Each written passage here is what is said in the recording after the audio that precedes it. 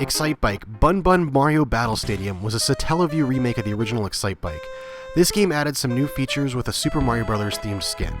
The name of the game sounds a little bit weird with Bun Bun in it, but it's actually a Japanese onomatopoeia for a buzzing sound, so you can think of the English equivalent of something like Excitebike Vroom Vroom Mario Battle Stadium. The game was broadcast on the Satellaview in 4 parts. The first 2 broadcasts were in May of 1997, and the second 2 were in November of 1997. All 4 versions are pretty much identical, with only difference being the tracks and some added characters. Now you may be wondering what a Satellaview is. The Satellaview is a satellite modem add-on for the Super Famicom, or better known as the Super Nintendo in the US.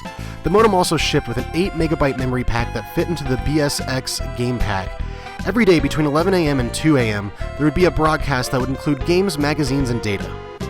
This service also for a short time each day would feature a voice stream called SoundLink. This allowed voice actors to actually narrate cutscenes on a 16-bit console. The downfall of SoundLink, though, is that everyone had to be set to a timer, so everyone would be playing the same place at the same time. This is somewhat of a nuisance because it could cause wait times or cause the game to end before you're finished with a level. Excitebike Bun Bun Mario Battle Stadium was one of those SoundLink games.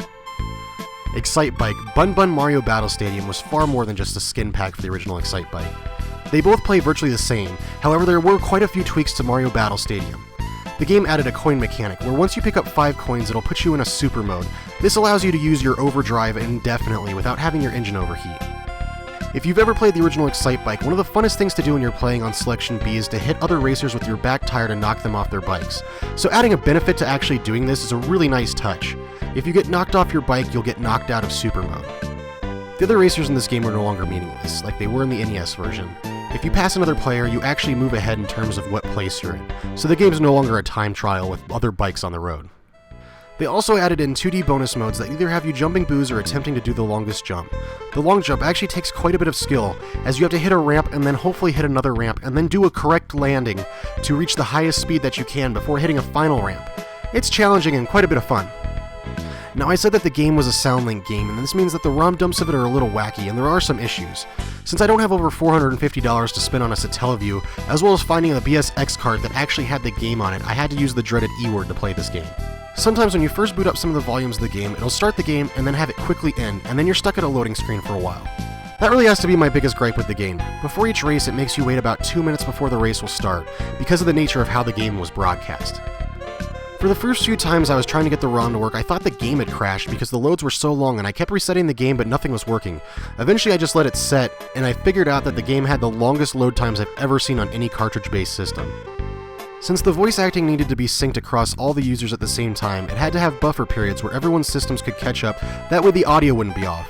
Luckily, most modern emulators feature a turbo button that will make it so the wait times are much more bearable.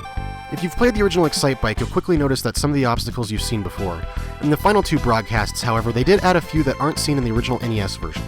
Rather than having little arrows that recharge your temperature gauge, instead there are mushrooms on the road that do it in this game. At the end of each of the 4 versions of the game, it totals all your scores and gives you a total final score. The Satellaview service had quite a few contests, so I imagine that the final total was most likely used in some sort of contest.